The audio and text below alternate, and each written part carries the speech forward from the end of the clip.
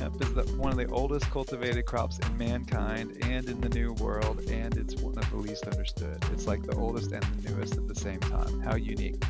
I have not been active at all on ASTM yet, other than sending back some ballots.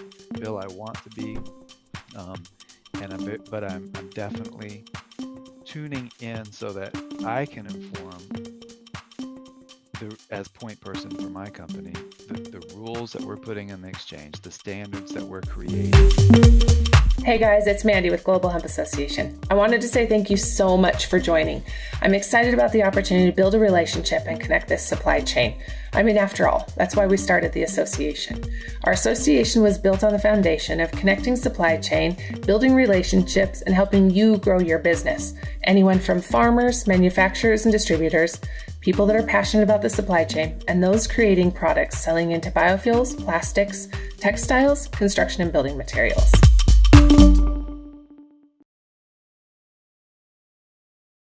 Glad to have you on. Okay, so before we start though, about NASHCX, because of course this is what fuels my fires, the fiber side. But when people say, well, who's on my advisory board, or what are you doing, and who is Greg, and what's his background? Can you tell us a little bit? I want to know, where did you come They don't know. I do, but I know that there's a lot of people that don't, and why. Yeah, I love it. So I'm curious. Well, it's because I come from a background of brain science and pharmacology, and my research started back in '97 as a graduate student in pharmacology at Vanderbilt University. I did not go to study marijuana. I went to study neurosciences, Mhm. and they didn't have a PhD program in neurosciences per se at that time, but I was in a neurophysiology lab. I was in a pharmacology department. Ended up being perfect for me, and we were asking questions about the biology of learning and memory and how brain cells adjust their connections, what we refer to as like neuroplasticity, which is also a very popular, important concept. Um, and I was in the right place, the right time to make some discoveries about what we now call the endocannabinoid system and how these molecules work to shape neuroplasticity and how they travel sort of backwards the traditional flow of information in the nervous system as a feedback. So neurons, brain cells, release endocannabinoids, our body's own THC-like cannabinoid molecules, um, and they act backwards to sort of sculpt or tune their own inputs. Cells all over the body, it turns out, release these cannabis-inspired kind of molecules, the endocannabinoids, to regulate physiology.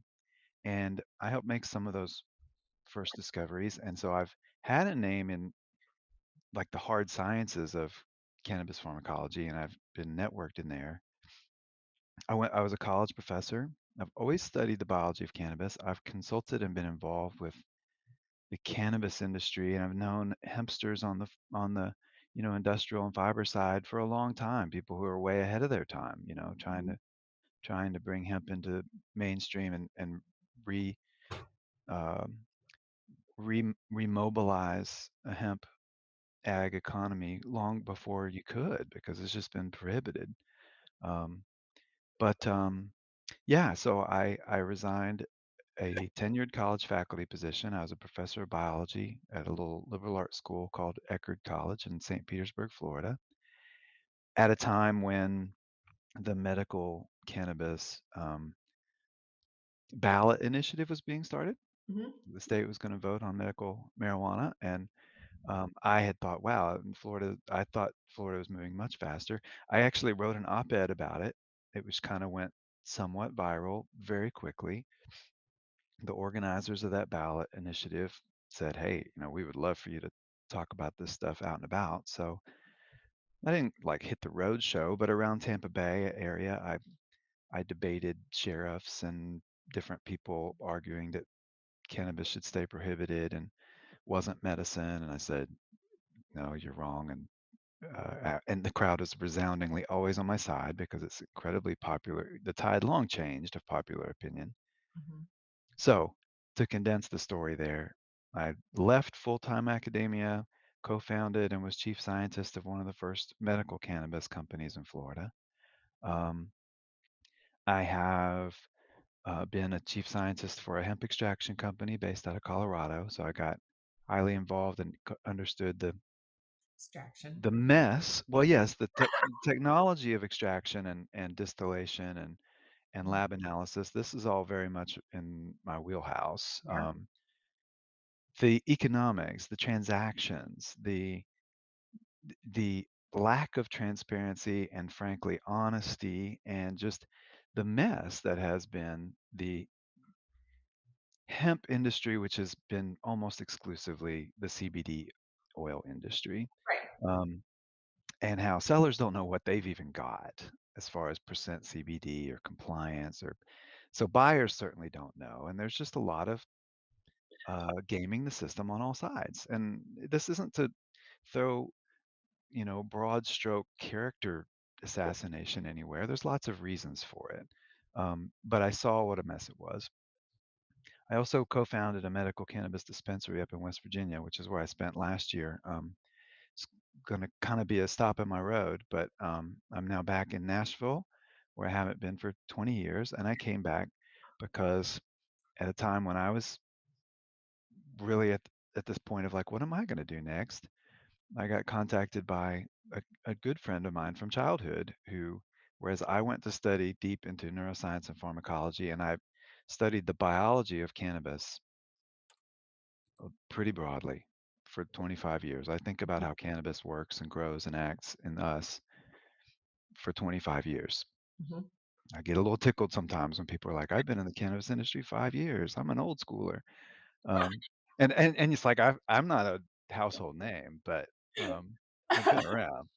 Um, Yeah. and and I've I've done everything from like study brain physiology to like run integrated pest management in a pretty large cannabis greenhouse. And but my buddy Lee Greer, he took a deep dive and studied in microeconomics. He's a mathematical economist and financial uh, services kind of expertise. He has a PhD in economics. He has a law degree. He worked in banking, and he called me up and said, "Greg, I've got an adventure coming on here, an idea that is a exchange platform, a commodities exchange for hemp, and I would need someone like you, and I don't know anybody like you. You're the only person I thought of, and I would really like to rope you in on this." And we've just been steamballing, sort of snowballing ever since. I mean, it was 3 weeks after that conversation, I was in Nashville talking about moving back down here. My family's here. It makes a lot of sense, Yeah. but I'm super excited about it. Well, and Nashville's a hot place. I mean, Tennessee will be a hot place for the hemp industry. There is so much enthusiasm and interest in hemp here, Yeah. um, and a lot of it is the CBD phenomenon, which, I'm not the pharmacology of cannabinoids is something I know very well, and it's part of why I'm getting so much airplay, I guess you will, these days, because the the direction that the cannabis industry at large has been running towards of these CBD-derived isomers, semi-synthetics or column synthetic drugs that are cannabinoid drugs, derived from CBD, whether it's legal or not, what it means, how it works. It's happening much faster than the public can keep up with.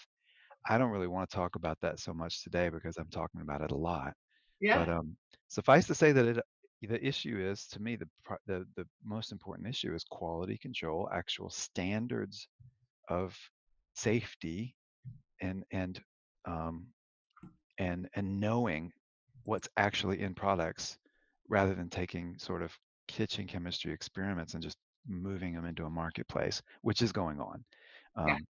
Um, and part of what we're doing at NASHCX certainly is driven by the notion in all sectors of the hemp industries. That's more than one industry, right? Um, that buyers and sellers know what they're getting, and that there's high standards of defining what the products are, and and feeding that into fluid, efficient transaction platforms that minimize the cost, and therefore, just make it more of a active and again, yeah, fluid sort of market dynamic. Right. Okay. So talk to me about this transition and talk to me about the platform. Are the majority of what's on the platform or where you're headed, will it be heavy cannabinoid or more cannabinoid exchange now? Or really are you focusing strictly on the fiber, the grain? What does it look It's like? not it is not a, um w so I believe that hemp the diversity of the cannabis plant is such that it merits its own dedicated, organized, intelligent marketplace Sure. because it has so many diverse operations. Like you said, it feeds into pretty much every industry. It's not an industry, it's feeding into all of these different verticals. Well, and it will, Yeah. right? It needs to. Hempsters have been saying for decades, "Hemp save the planet," and Yeah. that's great. We're at a time now where we actually can dial in further and it grow that language and say, "Hemp, it can be and must be a vital part of achieving global sustainability goals." And that's just talk unless you say, "How?" You know, Unless we're what doing it. does that look like? And it looks like building up an industry that has been prohibited. Mhm. Research has been prohibited. There's such a lot of work to do, but it is something that can be rallied around. Let's put American ingenuity into this, right? In different levels, and lots of innovation has to come to it. Mhm. But yes, hemp, the material properties of hemp are as amazing as the pharmacology of its resin. It's a remarkable plant. And um, to get to your question, no, the NASHCX as an exchange platform is not uniquely situated to either one. When Lee came to me, he Yeah. had it in his perception. It's largely a notion of the CBD hemp industry is a mess, and let's work on this. And from the very first conversation, I said, Lee, I'm really hooked on the idea. I think this is fantastic what you're telling me and what you're showing me because this isn't like a vaporware idea, like we're getting funding Right. or we're going to build it. It's working, and I can go into that in a second. But I immediately said, but we need to build this for the fiber side. I mean, that's the true commodity crop. That's the true um, point of the industry that is going to be a playing a role in really helping things, It drawing down carbon, regenerative agriculture, helping the soil. And let's face it, I mean, I love the plant for its resonance cannabinoid profile, but that's always going to kind of fall in the specialty crop phenomenon. I mean, look, you don't need that. It's an incredibly efficient, great producer. It's in the fiber side. If it's going to penetrate all of these markets from textiles and non-wovens and wood and feels plastic. everything that it can help to substitute that is now petrochemical founded, Yeah. this needs to lead to hundreds of millions of acres, and that is a true product where farmers and processors and buyers, they will naturally want stable, contracts and relationships. And I know you deal with these conversations all the time, but they also need a really smart functioning spot market to buy something with specs that they can trust and a platform that works and that they can trust on demand. And that can evolve into a true futures market where a company can reliably and in a rigorous way, a regulated way, buy sort of secondary markets by futures contracts, and that is where our company is going toward, but it's a stepwise sort of thing. Mhm. Um, Well, and you know, not just because of the company, because the industry. I well, think of course, where the industry somebody asked me yesterday, I had a great call with a gentleman that thought that he had understood the value of hemp until we start talking about things like graphene and carbon and uh, regenerative agriculture and so forth, much bigger, right? And yeah, again, was this take back of okay, hold on, let's time out on our call. I'm going to go do some research and then we'll come back and right, look at this again. And it's not because he asked me, he said, well, then if it's so great, like you're saying, how come we're not doing it? And it really is this reality of we have this opportunity, and this is where the innovation comes in, right? We hmm have that opportunity hmm for innovation, but we've got to build that supply. We can't yeah, dump $100 million and then all of a sudden we have a million acres. yeah. Like, In whatever sufficed as American history when we were kids in school, the cotton gin was always like Eli Whitney's cotton gin changed everything. And you look back at that, but the cotton as an industry, it grew slowly over decades, and Yeah. the current situation we have now, where cotton is produced in some maybe 17 states nationwide, there's a whole network of warehouses Mhm. that obtain it, you help grade it. There's a government entity that helps to fund this, and it's distributed. There's some 500 to 550 different like ginning sort of facilities. And hemp is at a place where it's like we're hoping to get 5 or 6 sort of decortication plants.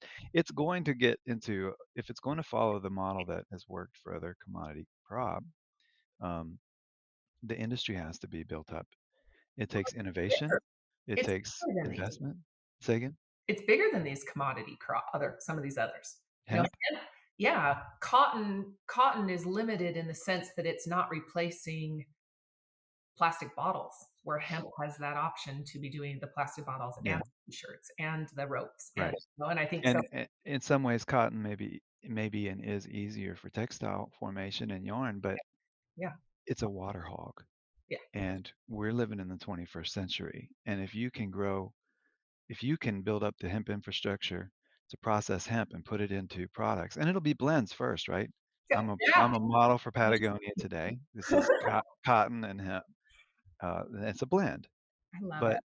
if you can grow textile fiber from something that can grow off of rainwater and not irrigation that can be used to Mhm, something else, well, that's got to be part of the solution. And mhm. part of what I'm excited about the fiber and truly ag industrial side of hemp and moving into that with my energy is that, I mean, let's face it, on the cannabis side, call it the marijuana side, the type 1 cannabis that's THC dominant, whatever you want to call it, um, it should be part of the sustainability solution, and Mhm, it's not. It's been part of the problem because of the way the industry has grown. mhm. And there's not a lot of active problem solving on the level of sustainability when it comes to the flower production for type 1 cannabis.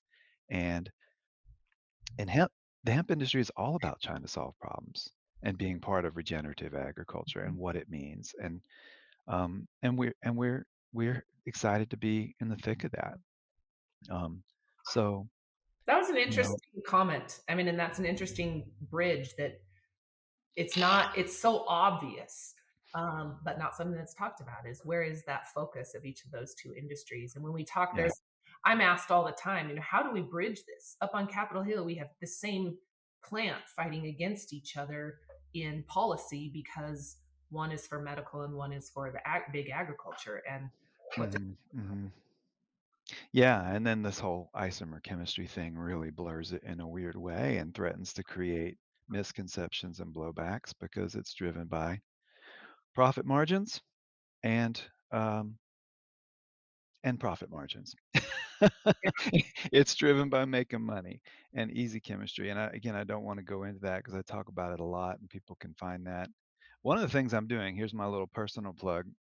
I've just real quick, Tim just said, and Tim, I agree. This is the reason why hemp should be held out in a special category similar to other renewable resources. Yeah, let's make special categories for hemp. It's a special plant, Mhm. hands down. I am I can say I've spent 25 years, like, every day I ponder the human cannabis relationship and have reverence for it, and I'm one of a million people that do that. So many people are wrapped up and interested in, maybe not a million, but, um, anyhow, So I want let to talk me about, okay, you go ahead. And then I want to go to your platform and I want to talk about like, okay. how is it traded? How are you managing this? What does it look Well, like? yeah, I'm gonna get there by telling a little bit of our origin story, Yeah, please which do. I'm not sick of, even though I'm telling this all the time now because it's now a company origin story. But Wow. back to when I told you Lee Greer, who's co-founder and chief technology officer of this, I told you he's an economist. He worked in banking. Yeah. He's a software coder, very smart guy, and we graduated high school together. We've been friends since junior high. So coming from the weed industry, the trust level was like, man, I needed Yeah. this. But the uh, the what he did after leaving banking is work for a company called BMI here in Nashville in the music industry, music licensing, big part of what Nashville's identity is, right? He was the head economist, not a slouchy position, and involved in really what is a company that is a 100-year-old model of connecting song license holders, songwriters who are hold the rights to performing their songs, and the buyers of those rights, Mhm. which are radio stations, now it's streaming services, it's any bar that plays music has to buy a general license from these basically 3 entities that have worked for 100 years on the idea that it's too complicated for songwriters to contract directly. And Lee basically decided that in the 21st century, this does not need to be the case. He has spent years developing a software platform called NPREX, the National Performance Rights Exchange, um, that does just that. If you're the owner of a song, whether you wrote it or you own a library for whatever reason, you can contract directly with radio stations and Spotify and other entities without that middleman that traditionally cuts a great deal of the revenue out of the question. Um, Now that seems like an interesting segue, but somebody came to him, said, "Can you do this kind of thing for, for the hemp industry?" He thought of me in the first moment. He started tinkering with it, contacted me, and like I said, we've integrated hemp commodity, bulk commodities. We're not going to be selling like direct to consumer finished products, but anything that trades in bulk, whether it's raw fiber stock out of the field or, dried, retted, whatever, the commodity is, as long as it's accurately defined and something that's open for trade or different levels of herd or fiber or cannabinoid biomass. Like I'm not walking away from the cannabinoids. Um, they can trade on this platform. And type 1 cannabis too, if it's legal. Sure. And um, but right now it's not. So that's not on the table in the United States for using our platform. Right. Um, but basically we're Biomass kind is of a real market, even in the industrial applications. I mean, sure. that's a real, That's especially the in start. as there's, yeah. Yeah, that's the start of it. Mhm. And there are lots of challenges there that are well known to people who are not new to this space, right? Again, quality assurance and knowing what kind of whether it's cannabinoid content or the fiber side is going to have questions like how do you gauge properties like tensile strength or physical assessments like cellulose content or lignin. I mean, the kinds of things that are important. And maybe I'll step into that in a second. Just to finish where I'm at on the genesis of this. I mean, um, we Lee has spent years creating a very smart um, software software as a service for music licensing. Ironically, we've shifted to NASHCX. He's taken him much less time to repurpose. Yeah. We have the licensing for that underlying code that he wrote in perpetuity with no exceptions. We can apply to the hemp cannabis industries.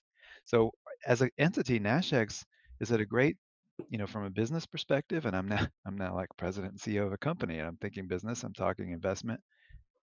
We we're at a ground floor, but we have something that works. Yeah. It's put a lot it's patented. He's Yeah. patented his software and the algorithms that run it. And we haven't taken a nickel from anybody. So our cap table is by no means complicated. And we are great. We're trying to raise money right now and we're not looking for things like a convertible note round. We Yeah. feel like hemp is at the cusp of something.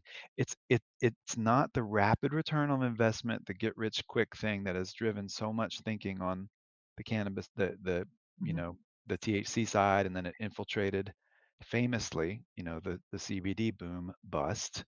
Yeah. Um, so it's important that both farmers and investors and anyone in the value chain or that would be involved in investing in us know that this is not a rapid return, but the blue sky ahead is much vaster than something that people consume for psychoactivity or a wellness product. I mean, that's a big market, right? CBD is poised to be $5-6 billion industry in the near future.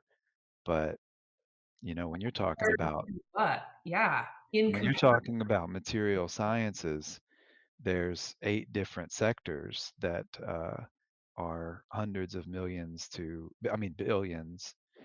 Yeah. It's vast and We're opening up major markets and major. yeah. And part of what I love about this company being very small, and it's mostly me and him and a group of good people we're building around us. We don't have to talk about the fact that this could be a very lucrative thing if we penetrate a slice of the hemp industry as it grows and we earn pennies on dollars. It could be the more lucrative than anything I've ever done.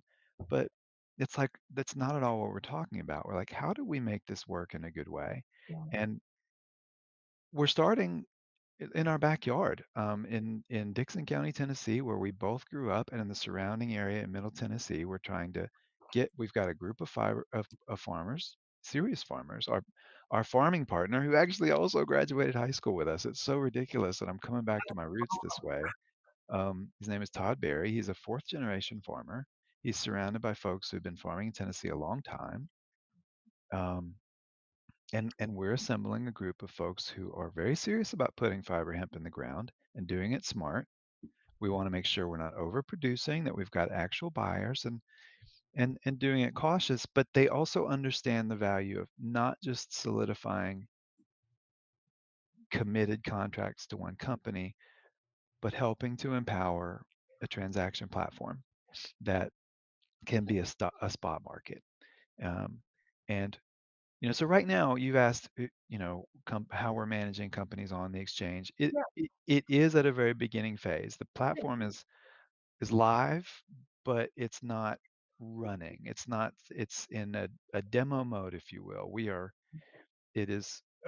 We're running simulations, which is something I think is fantastic. We're talking about trying to project where's.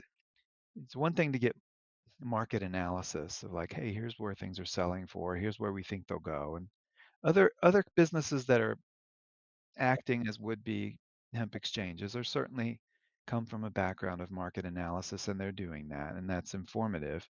Um, but we're able to run simulations on this and look like if we get this much for our group of farmers, how much will they make? How much will we make? What happens if we get more, if they buy in more next year? If this happens here, what if these yarn folks in the Carolinas get a cluster of buyers and sellers that transact on the platform, and how can we estimate?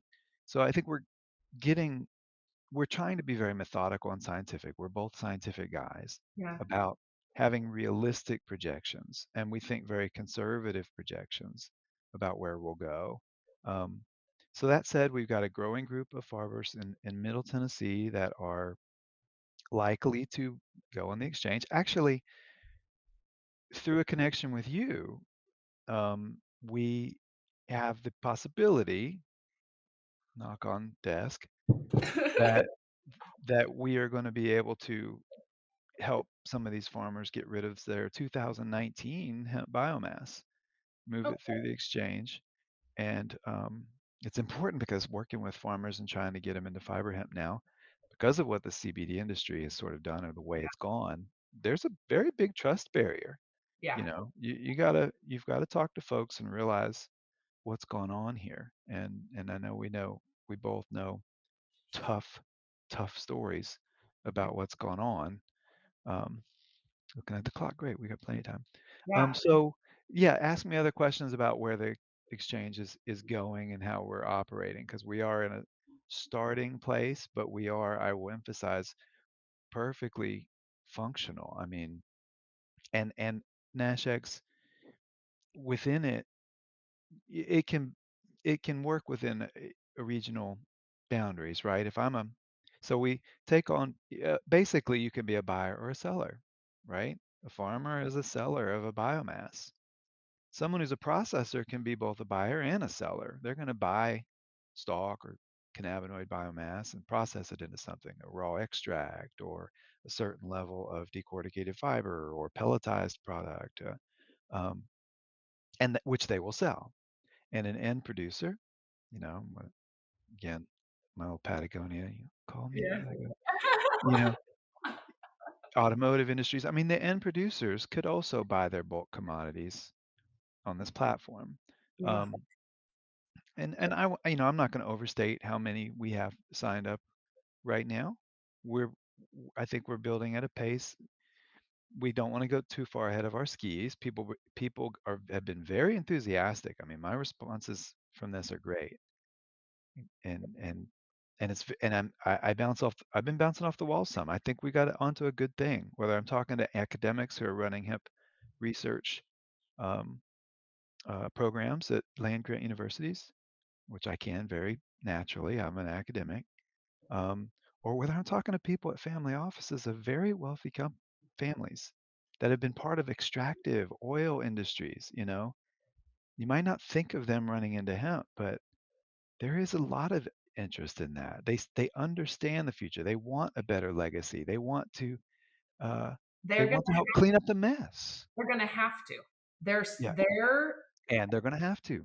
I mean, the penalties that are potentially coming, right? And I don't like said I'm not big for penalties. However, I think that's what's really starting to change in people's companies, Yeah, this understanding and need for, I've got to clean up what we did. And like yeah, you said, and we personally at the association are looking at the family home offices as well, because so many of them, commit funds to their story, to whatever their legacy that they mhm. want to leave They behind. do want a legacy. And hemp They is at do. the forefront of those conversations. Yep.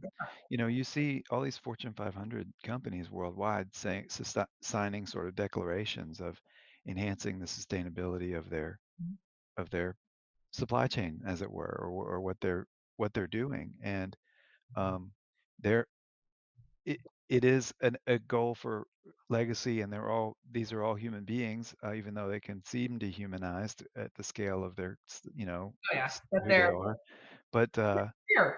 but it's also not all altruistic, right?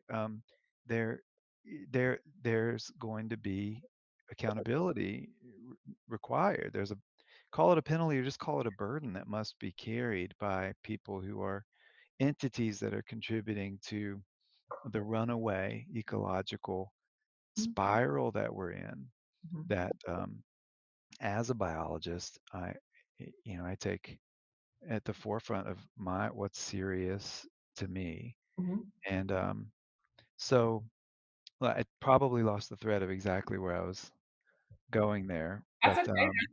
There's lots of yeah. comments coming in and lots of people with Oh, shout out. I don't know. I saw Bill said to connect. Oh, I'll there are. do over a connection.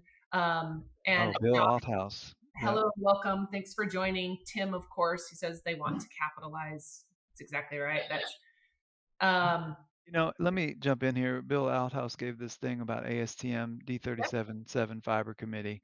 yeah, Um, I've been delighted to be, I've joined this committee and subcommittee. This is yeah. part of how I wanna be on the forefront of knowing where we're defining products, and the hemp industry is, it's hemp is one of the oldest cultivated crops in mankind and in the New World, and it's one of the least understood. It's like the oldest and the newest at the same time. How unique.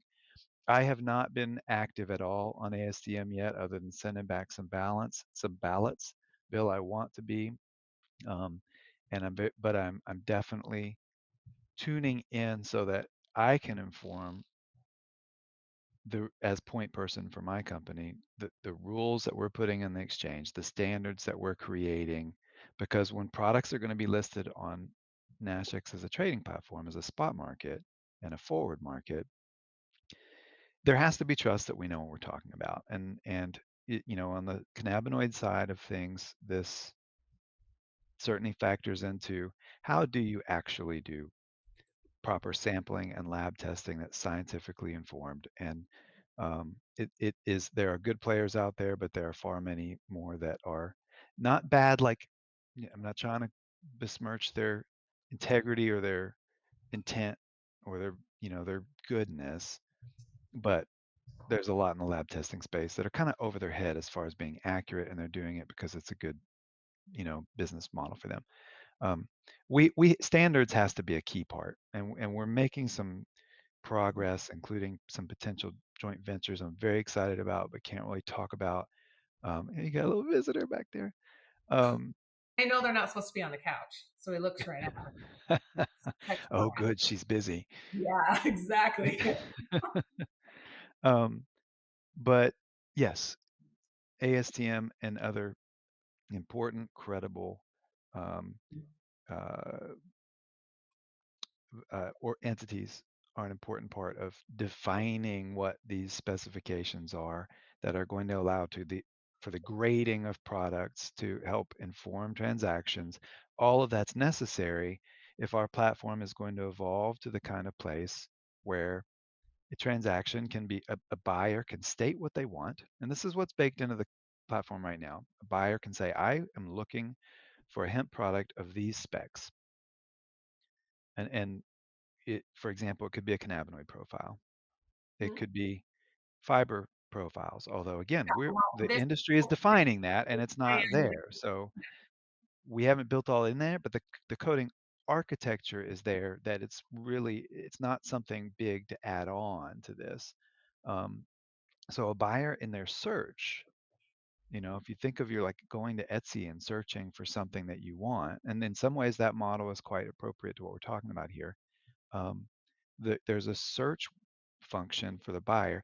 The seller posts intents, their offer to sell basically, and there's a call it of course informed from the cannabinoid side, a COA. It's not just a PDF that their favorite lab put in. We're going to be working with our own labs and testing standard programs so that the cannabinoid profiles are entered into our own tables, so they are searchable. They're part of the matching. Mhm. And NASHCX at its core is a matching algorithm to match buyers and sellers and have true price discovery based on an actual moment to moment spot price. It gets all the more accurate with more and more use and traction, obviously. But that's the kind of stable thing that has to happen where, at the beginning it's going to involve escrow accounts, as all transactions in the hemp industry do right now. Mhm. As trust is formed, it's going to behave more like a mature market exchange where Right. the buyers, especially buyers that have appetite, that are actual real processors, real end users, the buyers will be putting money up front into trust that NASHCX can use to execute a transaction. And so it right now, I mean, if you and I match, if I'm searching for a kind of biomass and you're selling a kind of biomass and we match up, and we can give demos to this, we can have a fully operational demo of the system. Um, w- you can say, I'm looking for, uh, I want to get at least 102% of the going spot price because my product is that good. And if a buyer is willing to pay that much, a match is made. And if we click the right buttons, there's a contract generated, and it's to our deals with third-party logistics companies to try and add value by taking that off the plate, right? So there's pieces that are not fully assembled yet, but those are all sorts of the pieces that are there. And when that gets to the place where there's trust and the transaction is more fluid, and then we know if we've got an actual working spot and forward market, and then we can start applying to be regulated by the CFTC as a futures market, and Yeah. um, it can turn into the world of trading on derivatives and speculation and that kind of thing, which is outside of my expertise. But I talk to a really smart economist multiple times a day, and I took microeconomics and political economy back in the day. I'm very excited about those possibilities, and I think that in a few years, Yeah.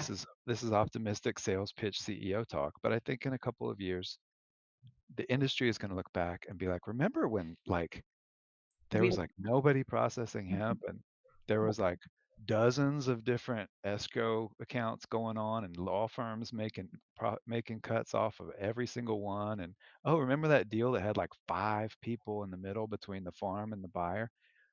Th- there will be a more efficient mechanism, and NASHX won't be the singular only one unless something happens and we just really crush it. But there's room for more than one market exchange, but we will have an efficient mechanism like we NASHX is ready to be, that minimizes the transaction costs.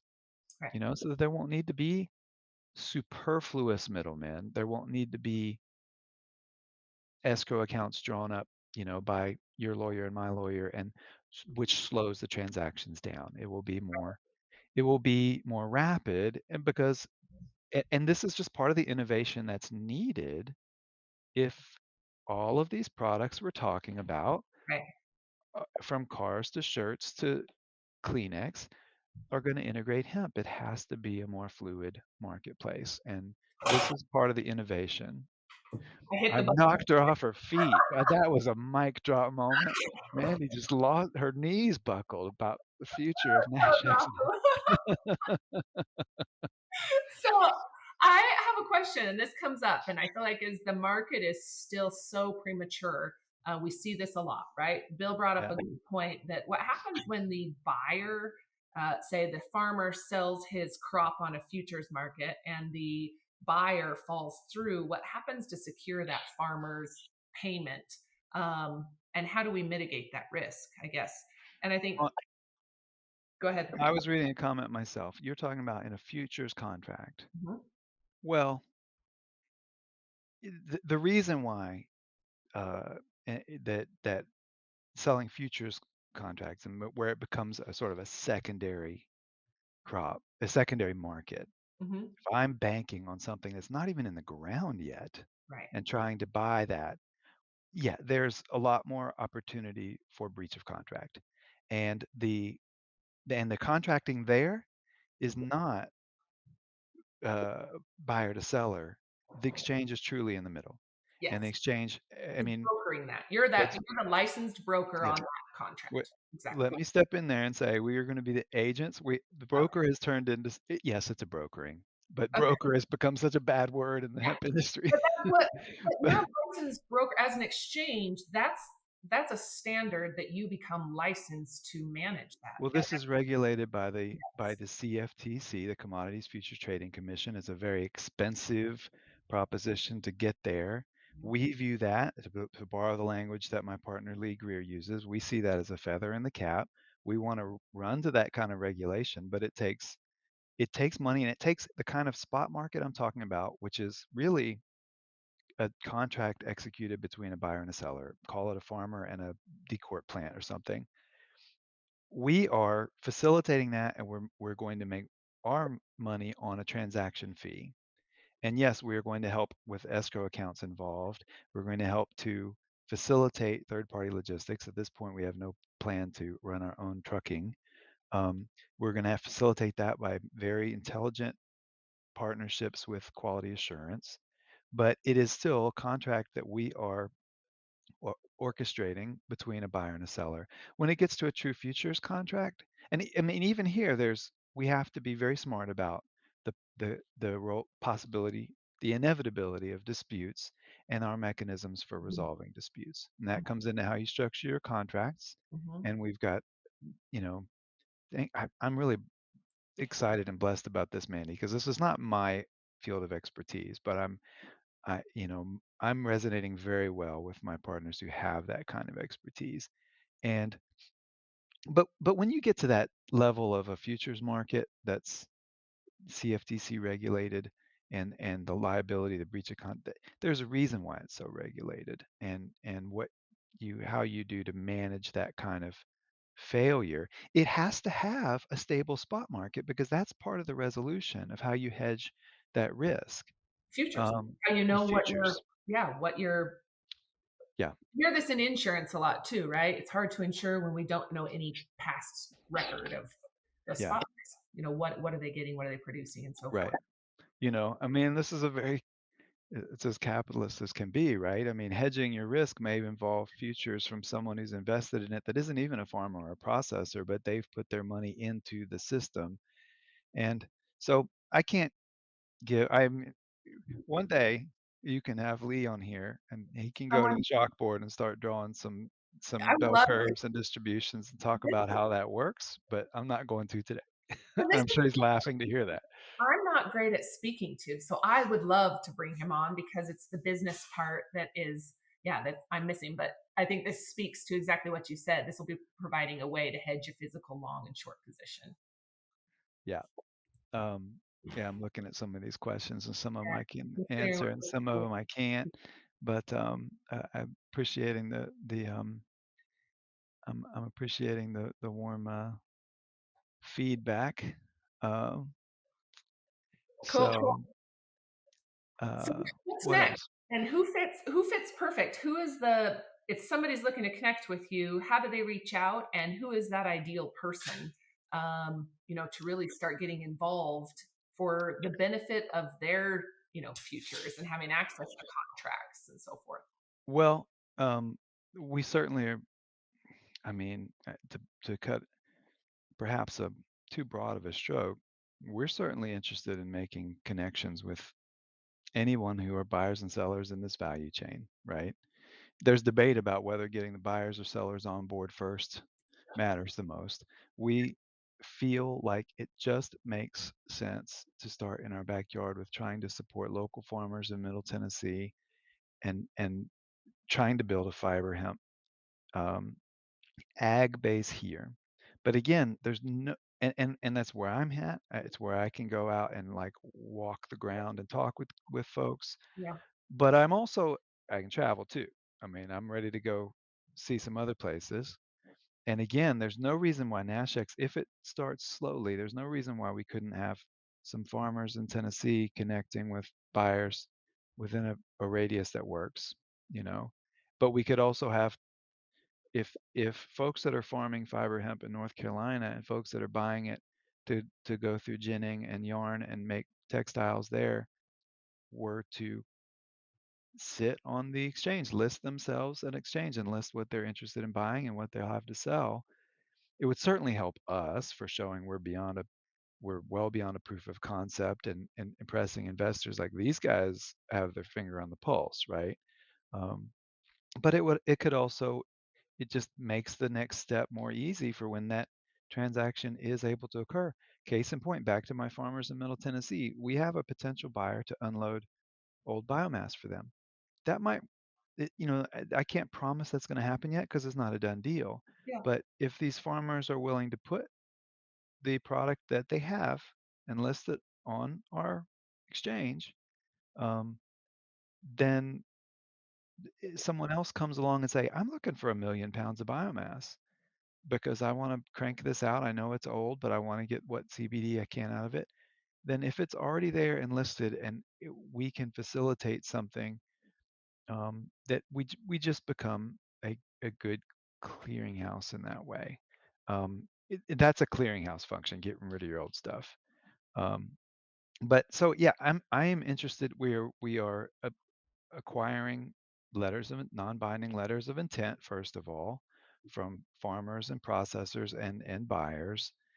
So anyone who might be willing to talk with me more and get and perhaps step forward is just sign an LOI. It helps our fundraising and our identity to say, yeah, hey, Earth Merchant has an intent to sit and sell on this transaction. By the way, Earth Merchant, one of your members, Gina That's was the one awesome. was Shout out to she Gina. was the, shout out. They were the very first, and they can be buyers and sellers from Uh-huh. their model. They were the very first to sign an LOI. There Awesome. are others, and I'm not going to go on a list. She gets the props for being number one. But but yeah, certainly I would love to have a big car company sign an LOI that, Yeah. or biodiesel or Levi's or whatever, say, hey, we have we see what you're doing. You guys are smart. This is needed, and we, in principle, will buy some of what we're doing on your spot market. That would help us, and we're very interested. I'm certainly also interested in folks that see this as a future and have money to invest, right? I mean, I'm in an investment mode, um, and we are having conversations here locally in Nashville. And um, I don't want to talk dollars and cents here, but we're not trying to shoot the moon. I mean, it's in the millions of what we're trying to raise, but uh, we I am cautiously very optimistic as far as people who can write big checks thus far love the story and want to learn more. I'm not having any sort of 30-minute interviews that end with bam, here's your golden ticket, but it's all seeming very promising. And if, like I said, our company is very simple, the structure is very simple. We are interested in advancing it by the sale of equity and not getting into too complex issues. And so anybody interested in that, hit me up. My I don't really properly have a NASHCX.com email address. My email is glgerdeman@gmail.com. I'll be happy if this leads to an avalanche of productive emails. But I that's where I'm at. Um, Well, and speaking of that, you've made some good connections through the association, I and have. there are a couple on here that I see. And speaking of Bill, I saw he shared his contact info, and I'll send over an email intro. He's got some product that he's looking to move as well, or has some Well, connections for it. yeah, Bill and I had a long conversation one Oh, night, good. and Which but I'm Bill? happy. Bill Althouse, is that who you're talking about? Nope, there's another Bill.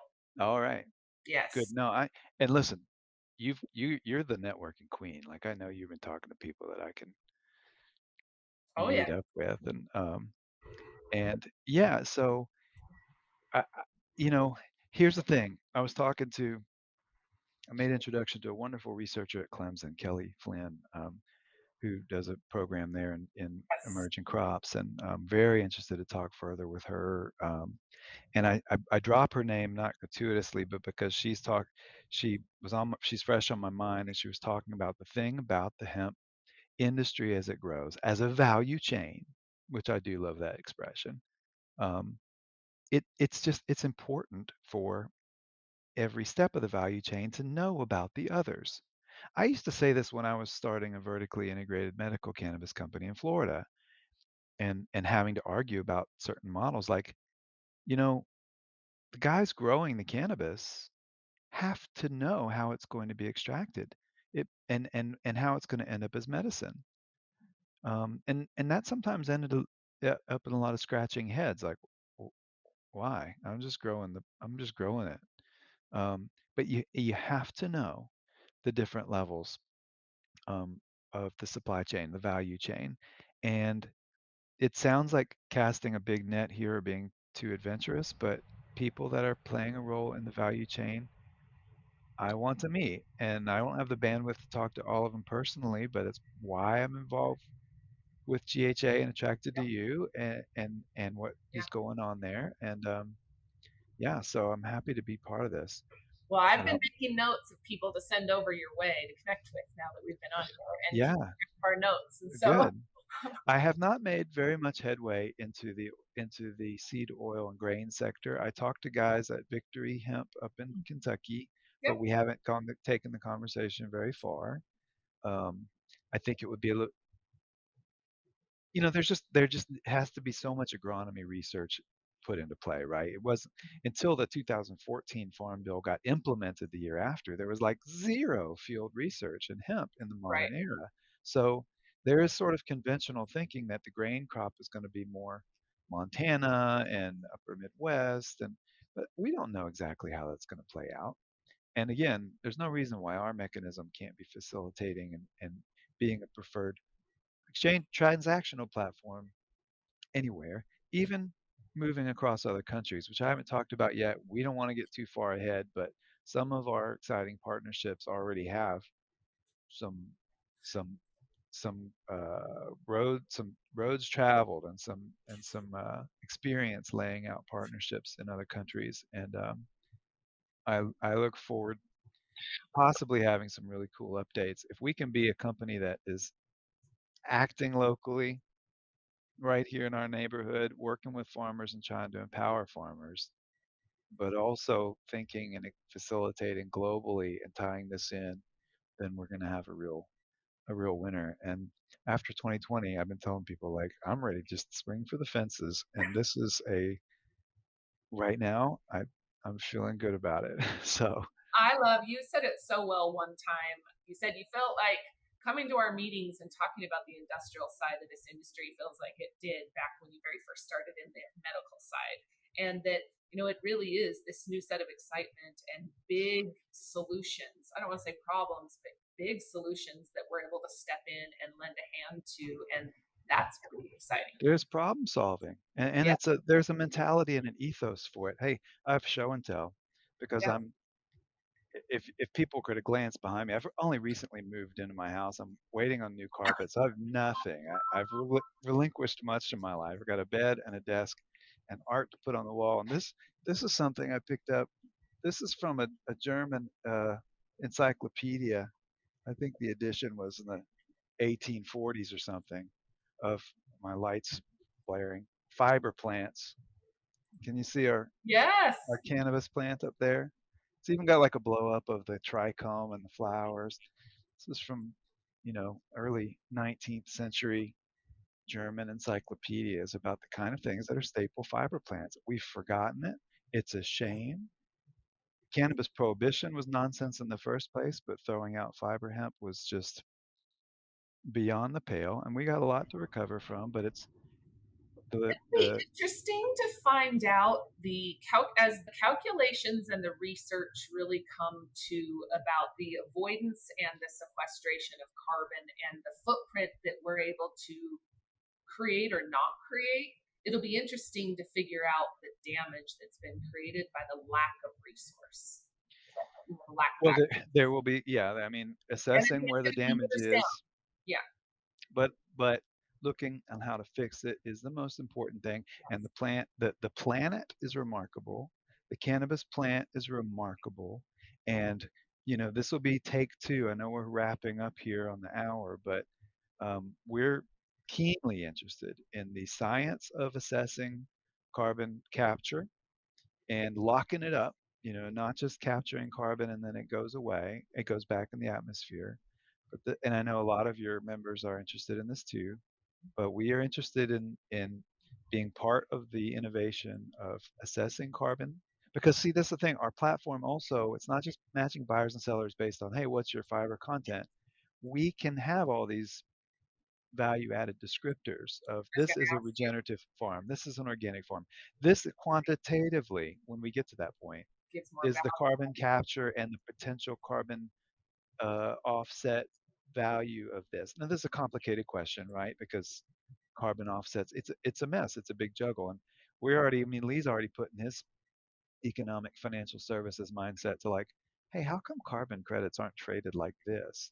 Yeah. Using very and he's got a great idea that might be kind of part of our IP, and we certainly view it down the line as something that we can help uh, hemp farmers and industries transact those Credits. those credits, that actual revenue value to what they're doing when it comes to sequestering carbon and regenerating the soil. Hopefully, they'll start getting points for soil regeneration and not just carbon capture, because drawing down carbon is only part of it. We've got to replenish the living uh, topsoil, Okay, or so we're doomed. that's something that keeps coming up, and I become more and more excited about it. The reality that we have an opportunity to do that through the supply chain with hemp and biochar and I mean just as pieces of this, right? Yeah, But the yeah, energy sector attached to that is just it's exciting, and I think that the carbon is just a exciting. piece of this that to add on top of the commodity itself. It's just a piece. It's But pretty they're cool. all, you talk about, oh, this is a piece, this is a piece, and they're all big pieces. And that's part of the thing with investors. You're talking to them like, we don't know where this is going to go, but if we go traction here, we're going to be doing good and making good money. If we get traction here, we're going to be doing good and there's going to be good money. It's like we Yep. don't have to own or dominate a market. We have to be an important part of the innovation that gets this thing going, because where this is going is something that the world is going to be. This is a global phenomenon, and so And hail we hemp. just are behind the game on some of it. Like we're ahead on some, don't get me wrong, but it's not like we are sitting at the forefront on a global scale of The United States? yeah. No, it's not like that at all. It is not like that. Um, So you that's know, what's exciting and is knowing yeah, that there's people it's not that we it's not just an idea. It's happening. And people are it's doing it. happening. And you're an exact It's happening. example of this is no longer a figment of our imagination. We have the capability to spot buy and buy futures and transact legitimately in the hemp industry with secure transactions and contracts. And that's exciting. Well, buying futures, we're not there yet, at least in the ways that we're aiming to be there, other than a handshake that says "I promise." But we're, yeah, we're building there, and we will get there. He's got a timer. He knows. Um, So we're getting there, and I think the future is very bright in this. Let's face it, the future is very harrowing in many different ways as an ecosystem on planet Earth, and that, ironically enough, is why. Let me end. I mean, I know we got to wrap up here, but the endocannabinoid system has been the birth of my career and what I've been focused on, and it's gotten a lot of traction about why cannabis as medicine has real validation now, is all about the homeostasis of the body. It's why we're so excited about endocannabinoids as master regulators. It can sometimes seem overly romantic, but the hemp plant, the cannabis plant, has such a role in helping achieve homeostasis and balance and chemistry buffering on a ecosystem planetary scale that I see it as more the same, a different level of the same sort of fractal reality. And I'll stop before I start getting all mystical on you, but But I think that's really where, there's great future. right? And I think being able to marry that with the economic piece, it's reality that we are now Yes. able to be sustainable and profitable Yeah. and live in, live in harmony, if that's what you want to call it. To Well, some there's planet. and on the political, everything is so contentious politically. It's almost off the charts. It is off the charts how contentious things are politically. But hemp is an issue that is not just a left-leaning environmentalist issue. It really is an issue for different reasons we've touched on that all sides of the political spectrum can, and I think must, come to agreement on.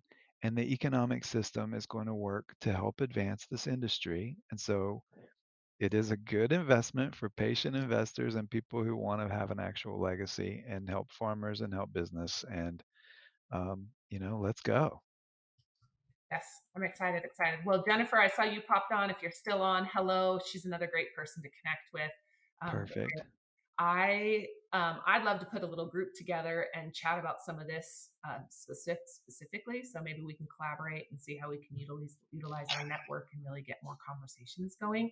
And then Yes. you still owe me a trip to North Carolina to visit some of these farmers. So I'm going to hold you to this, and we're going to go visit some. And because I know that there's a I lot gotta of, bring you to Tennessee too. Let's start in Nashville and take a road trip.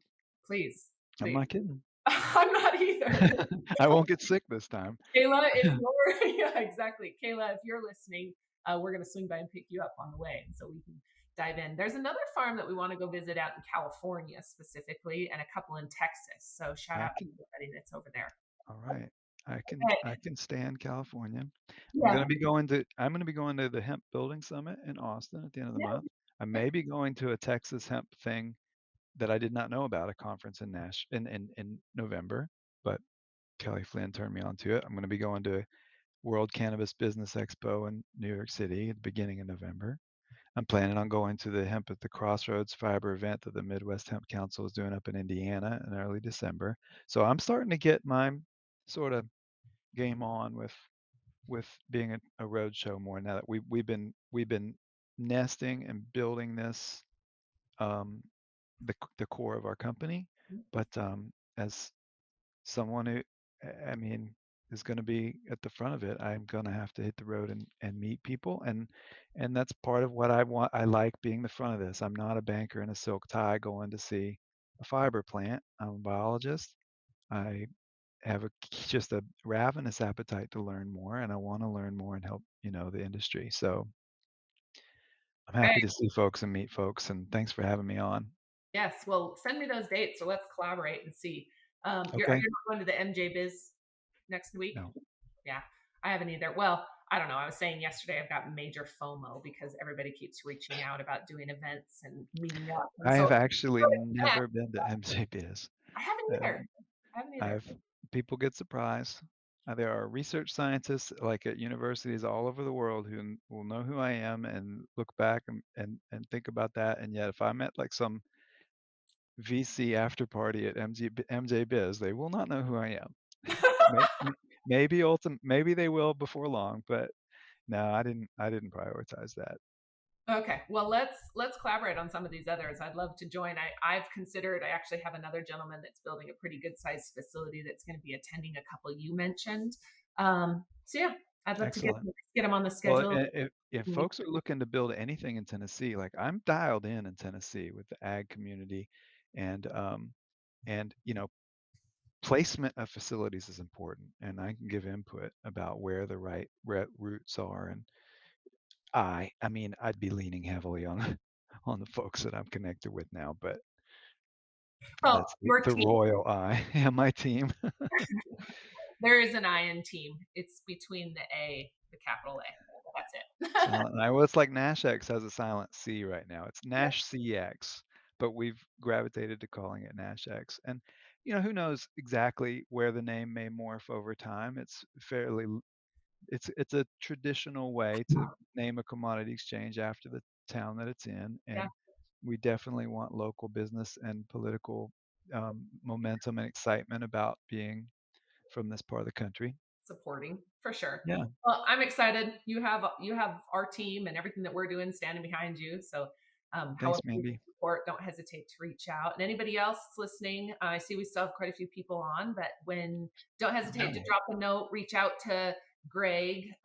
If you guys need anything on my side, don't hesitate to holler at me, and I can help make the connection. And then if I haven't met with any of you or Greg, I'd love to have you and I had spoken previously about maybe putting together some additional education content. I'd love to see if we can put that on the Yeah. calendar over this next few That's months. a great way to end, because at the end of it, I may come across as I've worn a ton of different hats, but I really am an educator. And as NashX grows, I'm not going to be a CEO who's like running all the fintech and all of this, but aim to be very much involved with more accessible education, educate the value chain, help provide accessible digital content, white papers, whatever, so that farmers are learning stuff they want to at the pace and direction they want to.